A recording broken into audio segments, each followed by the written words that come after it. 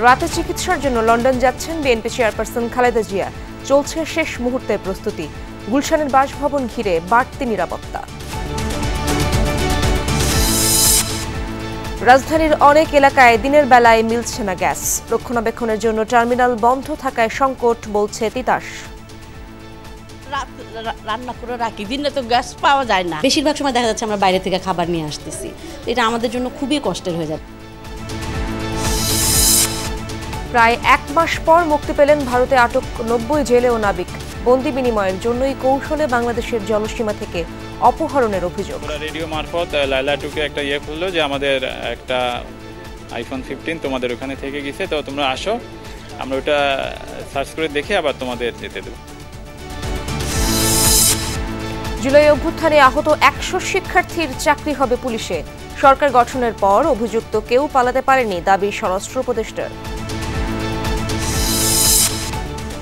Dummy নির্বাচনের জন্য EC সহ দায়িত্বশীলদের বিচার চান বিশ্লেষকরা।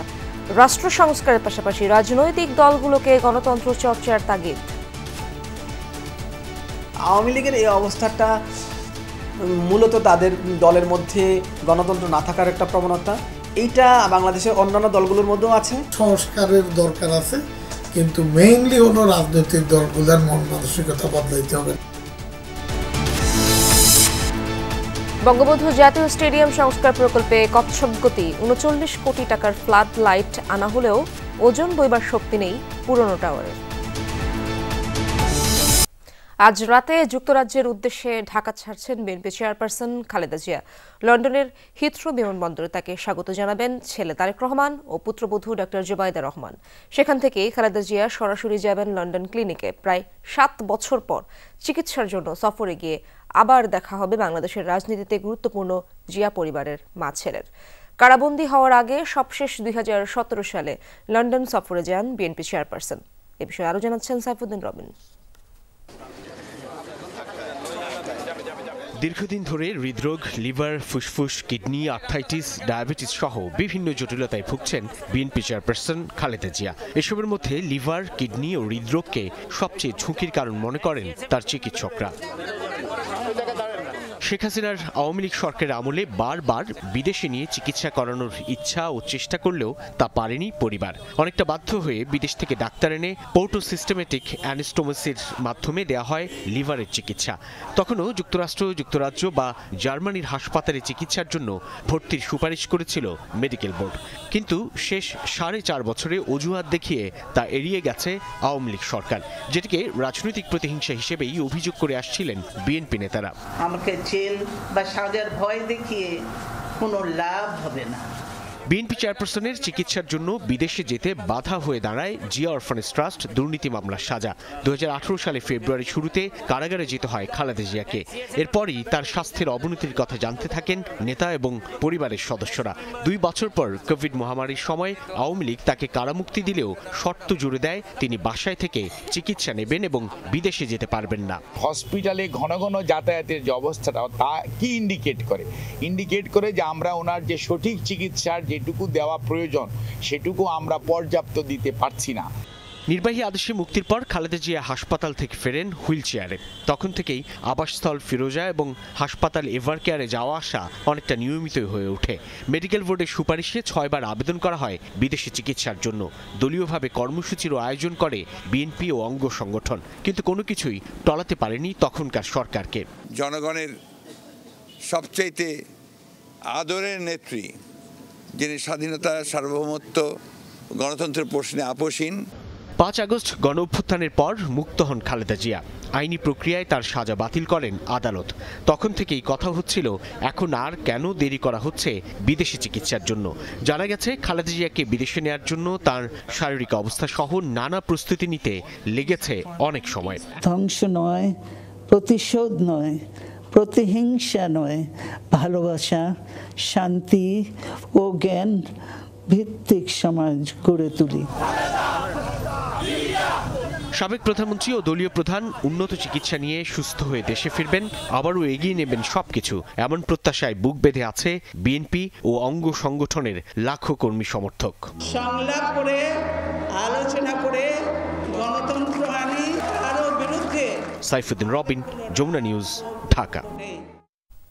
দর্শক, এই ব্যাপারে আরো বিস্তারিত খবরাখবর জানবো আমার সহকর্মী তাজনুর ইসলামের কাছ থেকে। তিনি রয়েছেন গুলশান এলাকায়, খালেদা জিয়ার বাসভবন ফিরোজার সামনেই রয়েছেন তিনি। তাজনুর, সিনিয়র নেতাকর্মীরা কি কেউ এসেছেন কিনা বাসভবনে, এবং বিমানবন্দরে যাওয়ার রোড ম্যাপ আর চিকিৎসা প্রক্রিয়া সম্পর্কে বিস্তারিত তথ্য আমরা জানতে চাই আপনার কাছ থেকে।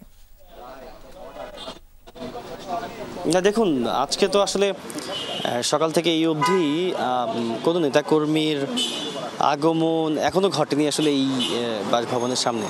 সিনিয়র নেতারা তো রোববার রাতেই তারা দেখা করেছেন, স্থায়ী কমিটির সদস্য যারা ছিলেন তারা খালেদা জিয়ার সঙ্গে দেখা করেছেন, সার্বিক খোঁজ খবর নিয়েছেন এবং আনুষ্ঠানিক বিদায় পর্ব বলতে যেটি যে বিদায় শুভেচ্ছা বিনিময় যেটি সেটি কিন্তু সেই দিনই সেই রাতেই সম্পন্ন হয়েছে এবং তারপরে ব্রিফিংয়ে দলের মহাসচিব মির্জা ফখরুল ইসলাম আলমগীর তেমনটাই আসলে জানিয়েছেন। তবে আপনি যে চিকিৎসার ব্যাপারে যেটি বলছেন, আসলে এখন অবধি যেইটুকু তথ্য পাওয়া গেছে সেটি এমন যে তিনি আসলে প্রথমে লন্ডনে গিয়েই একটি হাসপাতালে ভর্তি হবেন। লন্ডন ক্লিনিক নামে একটি হাসপাতালের নাম এখন পর্যন্ত জানা যাচ্ছে এবং এরপরে সেখানকার চিকিৎসা পর্ব শেষে তিনি যুক্তরাষ্ট্রেও যাবেন, সেখানে জন হপকিন্স হাসপাতালে তার চিকিৎসা নেওয়ার কথা রয়েছে।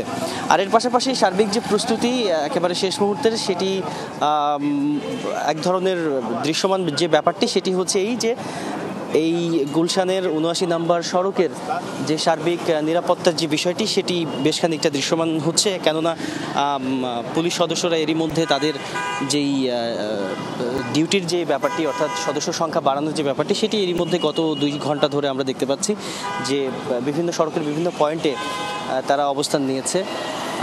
একই সঙ্গে যান চলাচল যদিও এখনও স্বাভাবিক রয়েছে, তবে পরিকল্পনার যে জায়গাটি রয়েছে সেটি হচ্ছে যখন কিনা সন্ধ্যা ঘনিয়ে আসবে কিংবা রাত ৮টায় তো তার রওনা করার কথা, সেই সময়টিতে হয়তো যান চলাচল সীমিতকরণের যে কার্যক্রম সেটি তখন শুরু করা হবে। এর পাশাপাশি আসলে এই চেয়ারপারসন সিকিউরিটি ফোর্স অর্থাৎ সিএসএফ সদস্য যারা রয়েছেন তারাও সকাল থেকে এখানে দায়িত্ব পালন করছেন। আর বিএনপির দলের তরফ থেকে যে নির্দেশনা দলের নেতাকর্মীদের দেওয়া হয়েছে কোন জায়গাটিতে বা কোন এলাকাটিতে বিভিন্ন ইউনিটের নেতাকর্মীরা অবস্থান করবে সেই বিষয়ে খুব সুস্পষ্ট রোডম্যাপ গতকাল রাতেই দলের তরফ থেকে প্রেস বিজ্ঞপ্তির মাধ্যমেই জানানো হয়েছিল। মূলত এই যে বাড়িটি ফিরোজা, সেখান থেকে তিনি বের হয়ে বেগম খালেদা জিয়া এই গুলশান ২ নম্বর গোল চত্বর হয়ে বনানীকাকুলি এবং তারপরে বিমানবন্দর সড়ক হয়ে তিনি কিন্তু সেই বিমানবন্দরে যাবেন এবং রাত ১০টায় তার সেই ফ্লাইট যেটিতে করে তিনি লন্ডনে পৌঁছবেন।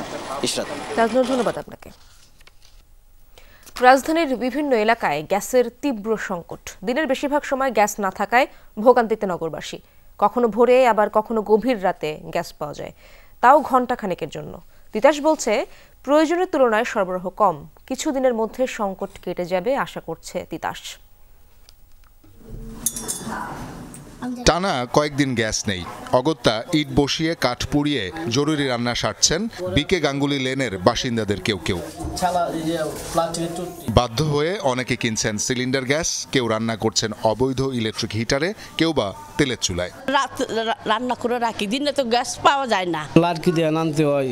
সময় লাড়কি তো ঢাকা শহর থাকতে গেলে গন্ধ বন্ধ লাগে, অনেকের অনেক সমস্যা হয়। আবার রাতের ১টা-১.৫টার সময় আসে, এই অল্প আসে, ফাঁক শাক বালামাতে করণ জানা। তো এই গ্যাসের সমস্যা সবাই ভুক্তভোগী। পুরান ঢাকার বিকে গাঙ্গুলি লেন, গণকটুলি, নাজিরা বাজার সহ রাজধানীর অনেক এলাকাতেই বাসাবাড়িতে গ্যাস সংকট তীব্র। কি করব, কিছু তো করে পারতেছি না, বিল তো আমরা দিতেই আসি, বিল তো আমাকে দিতেই হবে নাকি, আমাকে বাল বাচ্চা নিয়ে অনেক কষ্ট। বিল দিয়ে যদি আমরা গ্যাস না পাই, অন্য যদি পদক্ষেপ নিয়ে দেখা যদি আমরা সিলিন্ডার ব্যবহার করবো, আমাদের পক্ষে তো সম্ভব না যে অন্য সিলিন্ডার ব্যবহার করব। সরকারে যতদিন না দিবে আমাদের কাছ থেকে বিল নিবে না, বিল দিব না, আমরাও বিল দিয়ে গ্যাস সিলিন্ডার চালাবো। ঘরে রান্নার কাজে ব্যাঘাত ঘটায় চাপ বেড়েছে এসব জায়গার রেস্টুরেন্টগুলোতে। কেউ কেউ বিকল্প ব্যবস্থা করছেন। মানে এইসব মনে হোটেল থেকে কিনে মিনা খাইতে হয়, রুড়ি মুড়ি খাইতে হয়, খায়ার দিন কাটাইতে হয়। আর কি করুন, বাচ্চাদের স্কুলে যাওয়ার সময় কোনো তাদেরকে কিছু খাওয়া দাওয়া করে দিতে পারতেছে না, হোটেলের খাওয়াতে তারা অসুস্থ হয়ে পড়ছে। বেশিরভাগ সময় দেখা যাচ্ছে আমরা বাইরে থেকে খাবার নিয়ে আসতেছি, তো এটা আমাদের জন্য খুবই কষ্টের হয়ে যাচ্ছে এলাকার মধ্যে সবার জন্য। বিশেষ করে গত ৮-১০ দিন ধরে একদমই রান্না বান্না কারো বাসায় নাই। আমাদের কিন্তু কমার্শিয়াল লাইন, আবাসিক না। আমাদের বিল আসে হোটেলের ৩০-৪০ হাজার, ৫০ হাজার, কিন্তু বিল ঠিকই দিচ্ছি, গ্যাস পাচ্ছি না। তিতাস জানিয়েছে কমেছে গ্যাসের সরবরাহ, তার উপর রক্ষণাবেক্ষণ কাজের জন্য একটি টার্মিনাল ৩ দিন বন্ধ থাকায় সংকট প্রকট হয়েছে। শিল্পতে দেই, বিদ্যুতে দেই, সারে দেই, ডোমেস্টিকে দেই, সিএনজিতে দেই। তো যখন নাকি সাপ্লাই কমে যাবে স্বাভাবিকভাবে অ্যালোকেশনগুলো কমে যাবে। ওইটারই একটা এফেক্ট হলো আবাসিকের মধ্যে কমে যাচ্ছে, সবগুলোর মধ্যে প্রপোর্শনালি এগুলোর এফেক্টগুলো হয়েছে। 72 ঘন্টার একটা মেনটেন্যান্সের জন্য একটা ইউনিট শাটডাউন ছিল, সেটার ইম্প্যাক্টটা এখন চলছে আর কি। এই সময়টার মধ্যে যে এই পাইপলাইনের ভিতরে যে গ্যাসের যে গ্যাপটা, এগুলো প্রেশার বিল্ড আপ করতে একটু সময় লাগে। ইন অ্যাডিশন টু দ্যাট, এটার মধ্যে শীতের আবার একটা প্রভাব আছে যে গ্যাসের ধর্ম অনুযায়ী শীতকালে একটু গ্যাসের প্রেশার একটু কম থাকে। গ্রাহকরা বলছেন গ্যাস ঠিকমতো না পেলেও মাস শেষে ঠিকই বিল গুনতে হচ্ছে তাদের। শওকত মঞ্জুর শান্ত, যমুনা নিউজ, ঢাকা। আটক নয়, বন্দি বিনিময়ের জন্যই কৌশলে বাংলাদেশের জলসীমা থেকে 90 জেলেকে অপহরণ করেছিল ভারতীয় কোস্টগার্ড। প্রায় 1 মাস ভারতে আটক থাকা 90 জেলে ও নাবিক মুক্তির পর এমনটাই অভিযোগ করেছেন। মুক্তকর্মীদের পরিবারের কাছে হস্তান্তর করা হয়েছে। ফিশিং বোট লায়লা 2-এর ডেক স্টাফ রাসেল ভারতে আটক থাকার 28 দিন পর চট্টগ্রামে পৌঁছে স্বজনের দেখা পেয়ে কান্নায় ভেঙে পড়েন। যাওয়ার পর থেকে মানে এগুলো কোনো যোগাযোগ নাই, কোনো কারোর সাথে যে কোনো যোগাযোগ করবো এরকম কোনো ইয়েও নাই। ওরা আমাদের মোবাইল টোবাইল সবকিছু নিয়ে নিছে, ওয়ারলেক্সের লাইনগুলো সবগুলো কেটে দিছে। রাসেলের মতো মুক্ত 90 জেলে ও নাবিক সকালে এসে পৌঁছায় চট্টগ্রামের পতেঙ্গায় কোস্টগার্ড জেটিতে। তাদের পরিবারের সদস্যদের কাছে হস্তান্তর করা হয়। তাদেরকে পুলিশ ভেরিফিকেশন করার জন্য কিছু পুলিশ গেছিল বাড়িতে। আমরা পড়ে গেছি বিদেশে, ওরা আমাদের বাড়ি থেকে টাকা চাইছে, আমার থেকে চায় না, আমার ভাইদের থেকে চাইছে। কারো কাছ থেকে 5000, কারো কাছ থেকে 3000। আমাদের ভাইদেরকে পেয়ে আমরা সবাই আল্লাহ দিলে আলহামদুলিল্লাহ আনন্দিত, খুবই খুশি। তো আমরা একটাই রিকোয়েস্ট করছি পুরো বাংলাদেশের কাছে এবং সরকারের কাছে, যে আমাদের ভাইদেরকে যেন ফিরিয়ে দেব। এমনি আশা ছিল যে আমাদের বাংলাদেশে নিয়ে যাবে, আমরা এরকম বিশ্বাস রাখছি। এর আগে 5 জানুয়ারি পশ্চিমাঞ্চলীয় আন্তর্জাতিক জলসীমায় ভারতের সাথে বন্দি বিনিময় হয় বাংলাদেশের। ভারত ফিরিয়ে দেয় 90 নৌকর্মী আর বাংলাদেশ ছেড়ে দেয় কারাগারে থাকা 95 জেলে। যে অভিযোগ ছিল তারা ভারতীয় সীমানার মধ্যে গিয়ে মাছ ধরছিল, সেই প্রেক্ষাপটে তাদেরকে ধরে নিয়ে যাওয়া হয়েছে। তো যেহেতু তারা এসেছে, এই বিষয়টা পুলিশকে অবগত করা হয়েছে, আমরাও জেনেছি, আমরা পুরোটা যাচাই করে দেখব। কিন্তু কেন বন্দী হতে হলো 90 জনকে? ভারতীয় কোস্টগার্ড সমুদ্রসীমা অতিক্রম করার অভিযোগ করেছে শুরু থেকে। জাহাজ মালিক ও ক্যাপ্টেনদের দাবি, বাংলাদেশের সমুদ্রসীমায় প্রবেশ করে ধরে নিয়ে যাওয়া হয় তাদের। লায়লা 2-তে প্রায় 2-2.5 ঘন্টার আপনার সার্চ করে। তো ওরা যেটা হয়তো করতেছিল যে এখানে অবৈধ কোনো কিছু হয়, ওদের কি ইন্টেনশন ছিল এটা তো আমরা জানি না। তো ওরা রেডিও মারফত লায়লা 2-কে একটা খুললো যে আমাদের একটা iPhone 15 তোমাদের ওখানে থেকে গেছে, তো তোমরা আসো, আমরা ওটা সার্চ করে দেখে আবার তোমাদের যেতে দেবো, এটাই আর কি। তো যাওয়ার পরে বলছে ঠিক আছে। এখন বিনিময়ের কারণে হয়তো হয়েছে, যেহেতু ওনাদের ওই 95 জনের প্রায় 2.5 থেকে 3 মাসের মতো টাইম হয়ে গেছে।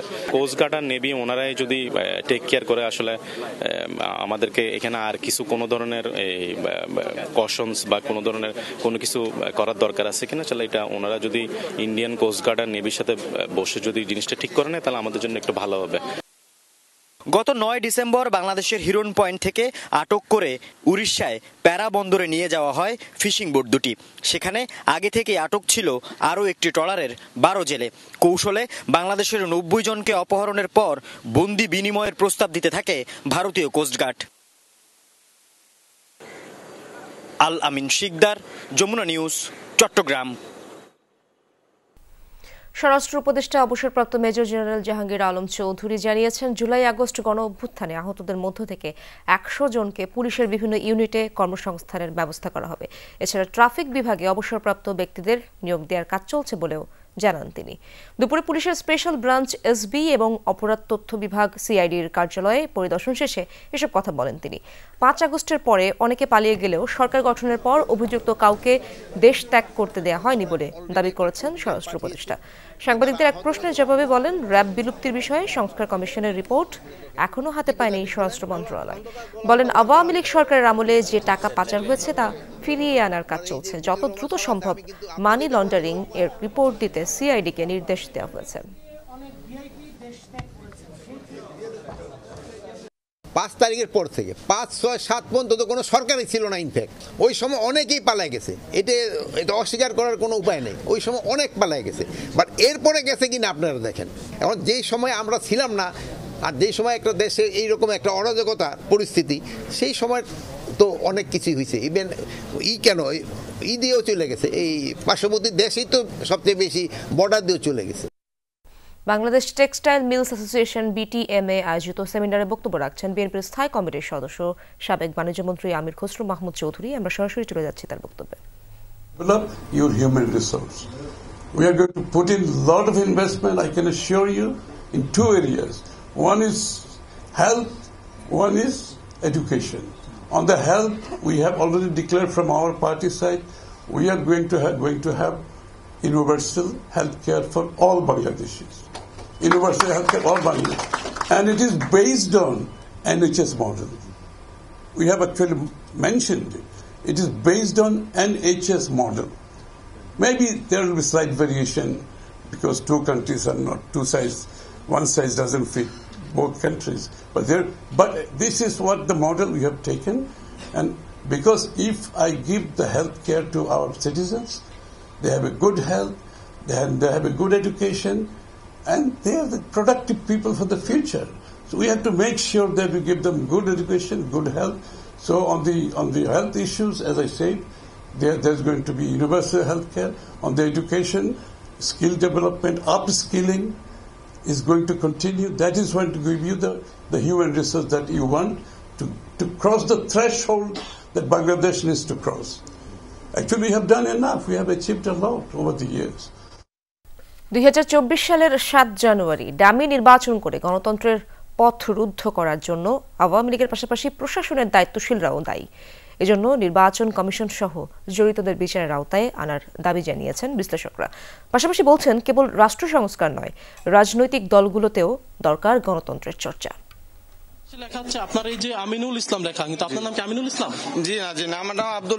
বাংলাদেশে বিতর্কিত নির্বাচনের নজির কম নেই, তবে বিগত 3 বারের ভোট অতীতের রেকর্ড ভেঙেছে। কখনো বিনা প্রতিদ্বন্দ্বিতায়, কখনো রাতের কারিশমায় বৈতরণী পার হয়েছে আওয়ামী লীগ। আর সবশেষ গেল বছর 7 জানুয়ারি ডামি প্রার্থী দিয়ে নির্বাচনের নতুন কৌশল মঞ্চস্থ করেছে দলটি। 223 আসনে নৌকা প্রতীকে আর 61 আসনে স্বতন্ত্র নামে জয় পায় আওয়ামী লীগ নেতারা। একটা মানুষ একটা ভোট দেবে, এনার কাছে 3টা কেন? অবস্থা এমন যে সাধারণ মানুষের কাছে ভোটের সংজ্ঞাই পরিবর্তন হয়ে গেছে। ভোট তো বেশি দেওয়া লাগে না, সেন্টারে গেলে অনেক সময় দেখা গেছে দেওয়া লাগে না, যাওয়া লাগে না। এই তো আমরা যারা ইয়াং জেনারেশন ছিলাম, আমরা কেউ ভোট দিতে পারিনি। আমাদের ভোট না দিলেও আমাদের ভোট হয়ে যেত অটোমেটিক। আমি হল থেকে যাই নাই, ভোট দিই নাই, কারণ হচ্ছে যে ইলেকশনে প্রতিদ্বন্দ্ব হবে না সেখানে তার যাওয়ার অর্থহীন। একই দলের বিদ্রোহী প্রার্থীর ভোটে দাঁড়াতে আইনি বাধা নেই। ডামি প্রার্থী প্রসঙ্গে গলা ফাটিয়ে এটিকেই স্বাভাবিক নিয়ম হিসেবে দেখিয়েছেন আওয়ামী লীগের মন্ত্রী এমপিরা। আওয়ামী লীগের নেতৃত্বে দেশটা স্বাধীন হয়েছে, এটা যেরকম সত্য, স্বাধীনতার চেতনাগুলোকে ভুলুণ্ঠিত করেছে তারা। 1973 তারা এই কাজ করেছে, একেবারে নির্লজ্জভাবে করেছে এবং কোনো প্রয়োজন ছিল না। আওয়ামী লীগের এই অবস্থাটা মূলত তাদের দলের মধ্যে গণতন্ত্র না থাকার একটা প্রবণতা, এইটা বাংলাদেশের অন্যান্য দলগুলোর মধ্যেও আছে। অভিজ্ঞরা বলছেন, গণতন্ত্রের স্বাভাবিক পথ বন্ধের দায় কেবল রাজনীতিবিদদের নয়, প্রশাসনের লোভী অসৎ দায়িত্বশীলরাও একই মানদণ্ডে অপরাধী। ডিসি আপনার কয়েকটা উপায়ে করে। একটা উপায় হলো যে আপনার প্রিসাইডিং অফিসার, পুলিং অফিসার নিয়োগ দেওয়ার সময় কিছু কারসাজি করে। দ্বিতীয়টা হলো সরকারি দলকে আশ্রয় প্রশ্রয় দেয়। এরপরে গোয়েন্দা সংস্থাগুলো মাঝে মধ্যে ভূমিকা পালন করে। যে সকল লোককে সিরিয়াসলি আইডেন্টিফাই করা যায়, বিশেষ করে স্বাধীন নির্বাচন কমিশন, তাদেরকে বিচারের মুখোমুখি করা জরুরি। এখন তারা কি তাদের অক্ষমতার কারণে পদত্যাগ করেছে বা জাতিকে জানিয়েছে যে আমরা পারছি না? এটা কিন্তু করে নাই। প্রত্যাশার লম্বা ফর্দ নিয়ে ডক্টর মোহাম্মদ ইউনূসকে ক্ষমতা দিয়েছে ছাত্র জনতা। সংস্কারের দাবিও চারদিকে, তবে সেই সুযোগে কেউ যেন বাড়াবাড়ি করতে না পারে, অন্তর্বর্তী সরকারের কাছে সেই প্রত্যাশাও মানুষের। কিন্তু এরা গুছাইতে পারেন না, মানে আরও যে সমস্ত লোককে নিয়ে সরকারটা সাজানো দরকার ছিল সেখানে তারা একেবারেই পারেননি। সংস্কারের দরকার আছে, কিন্তু মেইনলি হলো রাজনৈতিক দলগুলোর মন মানসিকতা বদলাইতে হবে। রাজনৈতিক দলের সংস্কারের ক্ষেত্রে ছোট ছোট করে উদ্যোগগুলো নেওয়া যেতে পারত, সেই ধরনের কোনো উদ্যোগ আমি লক্ষ্য করছি না। সো রাজনৈতিক দল ব্যবস্থার সংস্কার ছাড়া দায়িত্বশীল সরকার ব্যবস্থা পরিচালনা করা, মানে প্রবর্তন করা সম্ভব না। তাদের মতে কেবল কিতাবের সংস্কারে ভবিষ্যৎ রাজনীতির পথ সহজ হবে না, জরুরি মানসিকতায় পরিবর্তন। রাসেল আহমেদ, যমুনা নিউজ, ঢাকা। সংস্কৃতি উপদেষ্টা মোস্তফা সরোয়ার ফারুকী বলেছেন, জুলাই বিপ্লবের ইতিহাস যেন মুছে না যায় এজন্য কাজ করছে সরকার। আন্দোলনের সময়কার ভিডিও কারো কাছে থাকলে তা সংরক্ষণ করা হবে বলে জানান উপদেষ্টা মোস্তফা সরোয়ার। সচিবালয়ে অনুষ্ঠিত রিমেম্বারিং মনসুন রেভলিউশনের আওতায় চলচ্চিত্র নির্মাণ শীর্ষক প্রেস ব্রিফিংয়ে উপদেষ্টা এসব কথা বলেন। তিনি জানান, ডিজিটাল ওরাল হিস্ট্রি হিসেবে শহীদ পরিবারের সদস্যদের বক্তব্য নেওয়া হবে, আহতদের বক্তব্য ধারণ করা হবে, ফ্যাসিস্ট বিরোধী দেয়াল নির্মাণ করা হবে। ফারুকী জানান, জুলাই বিপ্লবকে ধারণ করতে 8টি মাঝারি দৈর্ঘ্যের চলচ্চিত্র নির্মাণ করা হবে, এজন্য 8 পরিচালককে নির্বাচিত করা হয়েছে। যার যার কাছে যে ভিডিও ফুটেজ আছে সেই ভিডিও ফুটেজগুলো যেন আমাদেরকে পাঠানো হয়। আমরা ন্যাশনাল আর্কাইভে আমাদের একটা আলাদা জুলাইয়ের জন্য একটা আর্কাইভ তৈরি করেছে, ভিডিও আর্কাইভ, সেখানের মধ্যে এটা সংরক্ষণ করা হবে। অনেক জিনিসপত্র আছে, স্মারক, ওই জিনিসগুলো যেন আমাদেরকে দেওয়া হয়, ওটা আমরা ফিজিক্যালি আর্কাইভ করবো। কিছু আমাদের জুলাই স্মৃতি জাদুঘর যেটা হচ্ছে গণভবনে, কিছু সেখানে যাবে, কিছু আমাদের ন্যাশনাল মিউজিয়ামে যাবে, কিছু আমাদের আর্কাইভে থাকবে। মৃত্যুর জন্য প্রস্তুত হও, ছাত্রলীগ আসছে রাজপথে, শেখ হাসিনা আবার আসবে, এমনই সব লেখনী লক্ষ্মীপুরের দেয়ালে দেয়ালে। বৈষম্য বিরোধী ছাত্র আন্দোলনের সময় জেলার প্রথম সারির 2 সমন্বয়কের বাড়ির পাশেই ঘটেছে এমন ঘটনা। রাতের আধারে কে বা কারা লিখেছে এসব, তা নিয়ে পুরো এলাকায় চাঞ্চল্য। বৈষম্য বিরোধী ছাত্র আন্দোলনের সমন্বয়কদের হত্যার হুমকি, দেয়ালে দেয়ালে এই লেখনী ছড়িয়েছে আতঙ্ক। সোমবার ভোরে লক্ষ্মীপুর সদরের শিমুলতলী বাজারে বিভিন্ন স্থাপনার দেয়ালে সমন্বয়কদের হত্যার হুমকি সহ পতিত সরকারের পক্ষে নানান লেখনী দেখতে পান স্থানীয়রা। বাজারের পাশেই 2টি গ্রামে ছাত্র আন্দোলনের কেন্দ্রীয় সমন্বয়ক হামজা মাহবুব ও জেলা সমন্বয়ক এম ফারভেজের বাড়ি। আমরা যারা আন্দোলন সংগ্রামে অংশগ্রহণ করছি, আমরা মনে করি এটা আমাদের জন্য ওপেন হুমকি। তারা আমাদেরকে মৃত্যুর হুমকি দিয়ে গেছে। যেদিন লেখালাটা রেখছে ওই দিন রাত্রে আমি 10:30 দোকান বন্ধ করে যাই। পরের দিন সকালবেলা আসি, দেখি যে লেখা, অনেকগুলো লেখা। তারা আমাদেরকে এটা বুঝাইতেছে যে তারা আবার নতুন করে আসবে, তারা আবার আগের মতো তাণ্ডব সৃষ্টি করবে। সাধারণ মানুষ হিসেবে আমরা বেশ বাঁচতে চাই, থাকতে চাই, নিরাপত্তার মধ্যে থাকতে চাই। সমন্বয়করা বলছেন, এ ধরনের দেয়াল লেখনীর মাধ্যমে ফ্যাসিস্ট সরকারের দোসররা ছাত্র জনতাকে ভয়ভীতি দেখানোর অপচেষ্টা করছে। ঐক্যবদ্ধভাবে তাদের রুখে দেয়া হবে। আমরা রাত্রে ঘুমাইতাম, যাইলে ওর দেয়াল মেয়ালের মধ্যে লিক ফাড়ি গুনে সব ইয়া করে যেতে আছে। আঙ্গুর তো হুমকি দেয়, আঙ্গুর তো নিরাপত্তার দরকার। সালমান এখানে লিখছি, লিরগোজা লিখছে, শিমুলতলা লিখছে, আবার ওই যে আসাদ একাডেমির এখানে লিখছে। ফারুদ আবার ওই সমন্বয় করে কি দাঁড়িয়ে লিখছিল, মৃত্যুর জন্য প্রস্তুত হও। ব্যক্তি হিসেবে আমরা কাউকে চিহ্নিত করতে পারি না, কিন্তু দল মত হিসেবে কারা এগুলো করতে পারে আমরা ওই বিষয়ে কিন্তু অবগত। আমরা চাচ্ছি যে এটা সুস্থ তদন্ত করে যারা এই ধরনের কাজ করছে তাদেরকে বের করা হোক, আইনের আওতায় নিয়ে আসা হোক। ঘটনাস্থল পরিদর্শন করেছে পুলিশ, জড়িতদের খুঁজে বের করে আইনের আওতায় আনার আশ্বাস কর্মকর্তাদের। আমরা আমাদের গোয়েন্দা কার্যক্রম অব্যাহত রেখেছি। এই সমস্ত অপরাধ বা দুষ্কৃতি বলি, এদের সঙ্গে যারা জড়িত, যাতে তারা কোনো বিশৃঙ্খলা সৃষ্টি করতে না পারে সে বিষয়ে আমরা সতর্ক রয়েছি। সম্প্রতি বগুড়ায় বৈষম্য বিরোধী ছাত্র আন্দোলনের আরেক সমন্বয়ক আহসান হাবিব সাইমের বাড়ির দেয়ালেও একই ধরনের হুমকির কথা লেখা হয়। ওই ঘটনায় থানায় জিডি হলেও আটক হয়নি কেউ। সাবরিনা লিজা, যমুনা নিউজ। ফরিদপুরের গেটদা রেল ক্রসিংয়ে ট্রেন মাইক্রোবাস সংঘর্ষে 5 জন নিহত হয়েছেন। ঘটনাস্থলে রয়েছেন আমার সহকর্মী তরিকুল ইসলাম হিমেল। সরাসরি জেনে নেব তার কাছ থেকে বিস্তারিত। হিমেল, দুর্ঘটনা কিভাবে ঘটলো এবং নিহতদের পরিচয় কি পাওয়া গেছে কিনা, একটু বিস্তারিত কোনো তথ্য আমাদেরকে জানাবেন।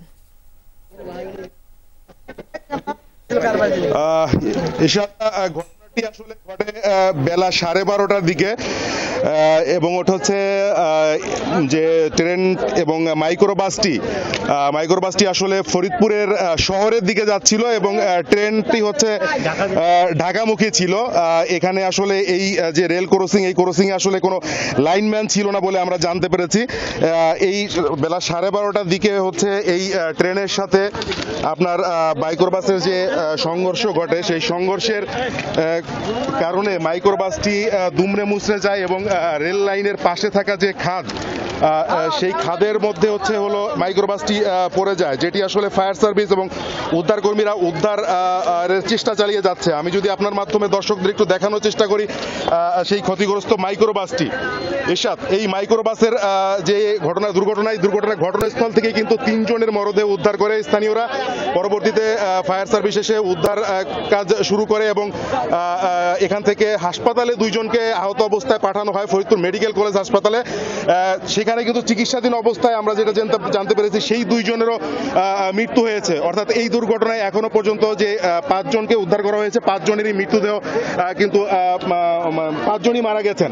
আরেকটি বিষয় জানিয়ে রাখি ইরশাদ, যে তাদের এই দুর্ঘটনার মাইক্রোবাসের মধ্যে পাওয়া একটি মোবাইল ফোন, সেই মোবাইল ফোনের সূত্র ধরে নিশ্চিত হওয়া গেছে যে এই নিহত রয়েছে তাদের সকলের বাড়ি হচ্ছে নারায়ণগঞ্জে। তারা নারায়ণগঞ্জ থেকে যে কোনো কারণেই হোক ফরিদপুরে আসছিলেন অথবা নারায়ণগঞ্জ ফিরছিলেন, সে বিষয়টি এখনো জানা যায়নি। তবে তাদের নামগুলো এখনো পর্যন্ত আমরা জানতে পারিনি। তবে মোবাইলের সূত্র ধরে আমরা জানতে পেরেছি যে তাদের সকলের বাড়ি নারায়ণগঞ্জ জেলায় এবং বাকি যে তাদের যে পরিচয় শনাক্তের কাজটি এই কোতোয়ালি থানা পুলিশ এবং ফায়ার সার্ভিস যে করছেন, কিছুক্ষণ আগে ঘটনাস্থল পরিদর্শন করে গেছেন পুলিশ এবং জেলা প্রশাসক মহোদয়। এবং আমি একটু যদি দেখানোর চেষ্টা করি যে প্রচন্ড উৎসুক স্থলে এবং তাদের সকলেই যেটি জানিয়েছেন যে এই যে রেল ক্রসিং রেল পথটি এটি আসলে একটি ব্যস্ততম রেল পথ, কিন্তু সেই রেল লাইনে এই সড়কটিও একটি ব্যস্ততম সড়ক, কিন্তু এখানে কোনো লাইনম্যান ছিল না, লাইনম্যান নেই। এটি আসলে একটি উন্মুক্ত একটি রেল ক্রসিং। এখানে মাঝে মাঝেই এই ধরনের দুর্ঘটনা, ছোট ছোট দুর্ঘটনা ঘটে থাকে।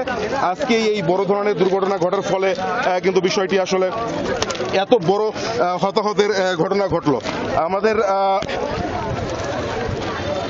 আমরা ফায়ার সার্ভিস এবং পুলিশের সাথে যে কথাটা বলেছি যে তারা এই নিহতদের পরিচয় শনাক্তের চেষ্টা চালিয়ে যাচ্ছে, তাদের পরিচয় পেলে আমাদেরকে ইনফর্ম করবে বলে এই বিষয়টি জানিয়েছে। ধন্যবাদ আপনাকে, বিস্তারিত তথ্য আপনি জানাচ্ছিলেন আমাদেরকে। ঢাকা আন্তর্জাতিক বাণিজ্য মেলা শুধু ব্যবসা কিংবা বিনোদন কেন্দ্র নয়, তৈরি হচ্ছে কর্মসংস্থানের সুযোগ। কলেজ বিশ্ববিদ্যালয়ের প্রায় 3000 শিক্ষার্থী এবার মেলায় খণ্ডকালীন কাজের সুযোগ পেয়েছেন। সম্মানের পাশাপাশি মিলছে অভিজ্ঞতাও। বাণিজ্য মেলায় প্রবেশ করলেই চোখে পড়ে বিভিন্ন স্টলে কাজ করছেন খণ্ডকালীন কর্মী। প্রত্যেকের পরনেই কোম্পানি নির্ধারিত ড্রেস। ক্রেতা দর্শনার্থীদের দৃষ্টি আকর্ষণে চরম ব্যস্ততা তাদের। জানিয়েছেন বাণিজ্য মেলার এই সময়টুকু খুব উপভোগ করছেন তারা। পড়াশোনার পাশাপাশি খণ্ডকালীন কাজের সুযোগ পেয়ে বেশ খুশি শিক্ষার্থীরা। তারা বলছেন একদিকে যেমন অভিজ্ঞতা হচ্ছে, অন্যদিকে আসছে কিছু টাকাও। কাজের এই অভিজ্ঞতা ভবিষ্যৎ চাকরির ক্ষেত্রে কিছুটা সহায়ক হবে বলেও মনে করেন তারা। 1 মাসের একটা প্যাকেজ মেলার জবে, তো এটা থেকে বিভিন্ন খরচ আমি নিজেই চালাতে পারতেছি। আর পড়াশোনার পাশাপাশি এরকম একটা অপরচুনিটি সবাই খোঁজে। নতুন একটা কাজের অভিজ্ঞতা, প্রত্যেকটা মানুষেরই প্রত্যেকটা কাজের বিষয়ে জানা প্রয়োজন। যদি কোনো জব সেক্টরে যাই বা নিজস্ব যদি বিজনেস করতে চাই, তাহলে আমার এই এক্সপিরিয়েন্সটুকুই কিন্তু আমার কাজে লাগবে সামনে। এক একটা কাস্টমারের ওনাদের চাহিদা, মার্কেটের একটা পরিস্থিতি বুঝতে পারতেছি। ভবিষ্যতে যদি আমি নিজে বিজনেস করতে যাই, তো আমি এখন যে আমার অভিজ্ঞতাটা হচ্ছে, এক্সপিরিয়েন্সটা হচ্ছে, সেটা আমি ওখানে কাজে লাগাতে পারবো, আমার নিজের বিজনেসে কাজে লাগাতে পারবো। খণ্ডকালীন চাকরির প্রসঙ্গে যমুনা ইলেকট্রনিক্সের ব্যবস্থাপক জানিয়েছেন, বাণিজ্য মেলা শুধু ব্যবসার ক্ষেত্র নয়, তৈরি করছে কর্মসংস্থানের সুযোগও। খণ্ডকালীন সময় যারা ভালো করবেন তাদেরকে নিয়মিত করা হবে বলেও জানানো হয়েছে যমুনা ইলেকট্রনিক্সের পক্ষ থেকে। এটা একটা অপরচুনিটি যেমন আছে, প্লাস ইনোভেটিভ ক্ষেত্রে এবং রিসার্চ অ্যান্ড ডেভেলপমেন্টের জন্য দেশের ইলেকট্রনিক্স শিল্পকে এগিয়ে নেওয়ার জন্য এই যমুনার অবদান, এটা স্টুডেন্টদের ক্ষেত্রে ইটস এ গুড থিং। এবারে ঢাকা আন্তর্জাতিক বাণিজ্য মেলার 361টি স্টল এবং প্যাভিলিয়নে প্রায় 3000 শিক্ষার্থী খণ্ডকালীন কাজ করার সুযোগ পেয়েছেন। রাবেয়া স্মৃতি, যমুনা নিউজ। দর্শক, বিপিএল এর সিলেট পর্ব কভার করতে সেখানে রয়েছেন আমাদের সহকর্মী হাসিনুর রহমান। সরাসরি যাচ্ছি তার কাছে। হাসিনুর, প্রথম দিনে তো স্টেডিয়ামে ভর্তি দর্শক ছিল সিলেটে, আজ কেমন দেখছেন? আসলে দ্বিতীয় দিনে এখন পর্যন্ত মাঠে কিন্তু সেই পরিমাণ দর্শক নেই, অনেকটাই ফাঁকা, 3 ভাগের 1 ভাগ দর্শকও এই মুহূর্তে নেই। তবে প্রথম দিন সিলেটের ম্যাচ ছিল শুরুতেই, আজকেও সিলেটের ম্যাচ আছে, স্বাগতিক দল, তখন সেই দলকে ঘিরে অবশ্যই দর্শকদের আগ্রহটা বেশি থাকবে। তার মনে হয় সেকেন্ড ম্যাচ যেহেতু বিকেলের পর হয়তো দর্শক সংখ্যা আরও একটু বাড়বে। আর আরেকটা বিষয় যে সিলেট দলটাও আসলে ভালো পারফরমেন্স করতে পারছে না। গত ম্যাচে আমরা দর্শকরা দেখেছি সিলেটের দর্শকরাই সিলেট দলকে দুয়ো দিচ্ছিলেন, তো সেই জায়গা থেকেও একটা আক্ষেপ আছে, মানুষের মধ্যে একটু অভিমান হয়তো দলটাকে ঘিরে তৈরি হচ্ছে। তবে আমার মনে হয় সিলেট যদি একটা জয় পেয়ে যায় আজকের এই ম্যাচে, সেক্ষেত্রে আবারও সিলেটের দর্শকরা একটু প্রাণ ফিরে পাবে, কেননা যেহেতু হোম গ্রাউন্ড, হোম টিমের খেলা, হোম টিম ভালো না করলে আসলে স্বাগতিক দর্শকরা একটু আগ্রহ হারাবেই, সেটাই স্বাভাবিক। এই মুহূর্তে একটি ম্যাচ চলছে ঢাকা এবং রংপুর, অবশ্যই এই ম্যাচে রংপুর ফেভারিট এবং রংপুর আগে বোলিং করছে। ঢাকা টানা 3টা ম্যাচ হেরেছে, আজকে তাদের চতুর্থ ম্যাচ। এই ম্যাচে জেসন রয় ইংলিশ যে ওপেনার, তিনি যুক্ত হয়েছেন, একাদশে খেলছেন। আজকে সকালেই ইনফ্যাক্ট তিনি সিলেটে এসে পৌঁছেছেন এবং এসেই ম্যাচ খেলছেন। দেখা যাক জেসন রয় কতটা ভালো করতে পারে, কেননা ঢাকার ব্যাটিংটা খুব স্ট্রাগল করছেন। এছাড়া ডিসিপ্লিনারি ইস্যুতে এতদিন সাব্বির রহমান 3 ম্যাচ খেলেনি, তবে আজকে তিনি একাদশে ফিরেছেন। খালিদ মাহমুদ সুজন গতকালকে যেমনটা জানিয়েছিলেন যে সাব্বিরের কাছ থেকে তারা আরও ভালো আচরণ আশা করেন এবং এরপর থেকে আর ডিসিপ্লিনারি ইস্যুটা থাকবে না। তো দেখা যাক সব কিছু মিলে ঢাকা কী হয়, তবে অবশ্যই আজকে তিনি একাদশে ফিরেছেন। খালিদ মাহমুদ সুজন গতকালকে যেমনটা জানিয়েছিলেন যে সাব্বিরের কাছ থেকে তারা আরও ভালো আচরণ আশা করেন এবং এরপর থেকে আর ডিসিপ্লিনারি ইস্যুটা থাকবে না। তো দেখা যাক সব কিছু মিলে ঢাকা কী হয়, তবে অবশ্যই এই ম্যাচে রংপুর ফেভারিট। এবং আরেকটি বিষয় যে নাহিদ রানা, জাতীয় দলের স্পিড স্টার, নতুন সেন্সেশন বাংলাদেশ দলের, তিনি কিন্তু টেস্ট দিয়ে অভিষেক হয়ে আস্তে আস্তে হোয়াইট বল ক্রিকেটেও ভালো করছেন। তিনি রংপুরের ফ্র্যাঞ্চাইজির হয়ে খেলছেন, তিনি কিন্তু ভালো বোলিং করছেন। তবে নাহিদ রানার যেন ইনজুরি না হয় সেই বিষয়টাতে কিন্তু জাতীয় দলের পক্ষ থেকে একটা তার ওয়ার্কলোড ম্যানেজ করার একটা ব্যাপার থাকেন। তিনি যেহেতু টানা 4টা ম্যাচ খেলে ফেলেছেন, আমরা যতদূর শুনেছি রংপুর টিম ম্যানেজমেন্টও তাকে নিয়ে খুব কনসার্ন। তারা যেহেতু ভালো করছে, তারা নেক্সট 2-1টা ম্যাচে নাহিদ রানাকে নাকি বিশ্রাম দিলেও দেওয়া হতে পারে। খুব সম্ভবত আজকের পর অন্তত 1 থেকে 2 ম্যাচ নাহিদ রানাকে বিশ্রাম দেওয়া হবে। তো মাঠের খেলাটা তো সবাই দেখছেন, মাঠের বাইরের এই বিষয়গুলো একটু দর্শকদের দৃষ্টিতে নিয়ে আসলাম। আমরা আশা করি এটাও হাই স্কোরিং একটা ভালো ম্যাচ হবে, যদিও ঢাকার ব্যাটাররা ভালো ফর্মে নেই। তো এই ছিল আমার কাছে সবশেষ আপডেট। হাসিনুর, অনেক ধন্যবাদ আপনাকে। শেষ হইয়াও যেন হইল না শেষ, বঙ্গবন্ধু স্টেডিয়ামের সংস্কার কাজ নিয়ে চলছে তেমনই কর্মযজ্ঞ। এবার আলোচনায় স্পেন থেকে আসা 39 কোটি টাকার ফ্লাড লাইট, যার একটি এলইডি বাল্ব আগেরটির তুলনায় ওজনে দ্বিগুণ হওয়ায় অর্ধেক বসবে ফ্লাডলাইট টাওয়ার মাউন্টে, আর বাকি অর্ধেকের জায়গা হবে গ্যালারির শেড ক্যানোপিতে। একই মাঠে 3 রকমের ঘাস, আর তার মাঝে বেড়ে ওঠা ঘাস ফুল উন্নয়নের চিত্র হয়ে আছে স্টেডিয়ামের। বঙ্গবন্ধু স্টেডিয়ামের সংস্কার ট্রেন স্টেশন ছাড়লেও এখনও পৌঁছায়নি তার নির্দিষ্ট গন্তব্যে। 2021 সালে শুরু হওয়া এই উন্নয়ন যজ্ঞের ইতি টানা যাচ্ছে না কিছুতেই। 158 কোটি টাকার উন্নয়নের এই মধুর বিড়ম্বনায় সরিয়ে নেওয়া হয় অনূর্ধ্ব 20 সাফ নারী চ্যাম্পিয়নশিপ। গেল ডিসেম্বরে মাঠ প্রস্তুত হওয়ার কথা থাকলেও সময় বাড়ানো হয়েছে আরও 6 মাস। তুঘলকি কাণ্ডের সবচেয়ে বড় জোড়াতালি অবশ্য পড়তে যাচ্ছে ফ্লাডলাইট স্থাপনে। 39 কোটি টাকা ব্যয় স্পেন থেকে শিপমেন্ট এলেও তা প্রতিস্থাপনে নেওয়া হয়েছে অভিনব কায়দা।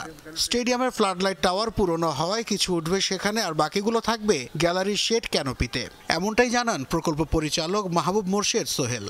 টাওয়ারগুলো বোধহয় 97 সালে সম্ভবত তৈরি করা হয়েছে, মানে আজকে থেকে প্রায় 27-28 বছর আগে। ফ্লাডলাইটের টাওয়ারটাতে যে কয়টা লাইট দেওয়া যায়, আর ক্যানোপিতেও লাইট দিয়ে কভার করা যায় কিনা, যে আমাদের প্রায় 2500 ফ্লাক্স লাগবে, তো সেটা ওরা কাজ শুরু করছে বুয়েট। আর লাইটের যেটা বলছেন, লাইটের অলরেডি শিপমেন্ট হয়ে গেছে, অলরেডি বাংলাদেশে চলে আসছে লাইট। এমনিতেই পুরনো স্থাপনায় গ্যালারির শেডের জন্য বাড়তি লোহার ফ্রেম তৈরি করে প্রশ্নের মুখে পড়েছিল এনএসসি। এবার সেই ফ্রেমের অগ্রভাগে এক একটি প্রায় 36 কেজি ওজনের এলইডি লাইট স্থাপনের পরিকল্পনা রয়েছে, যদিও বরাবরের মতো এবারও ছাড়পত্র মিলেছে বুয়েট থেকে। আমরা বুয়েটের সাথে বললাম তো যে টেকনিক্যাল নো হাউটা তো বুয়েট আমরা মনে হচ্ছে বেটার বলতে পারবে, ওদের টেকনিক্যাল সাইডটা আছে। তো বুয়েটের সাথে পরামর্শ করে ওরা বলেছে যে এটা করা যাবে, তো ওরা কিছু ফি চাইছে যে ডিটেল অ্যানালিসিস করে আমাদের দিবে, তো সেইটার কাজটা ওরা করতেছে। তো ওরা প্রাথমিকভাবে বলছে যে বসানো যাবে।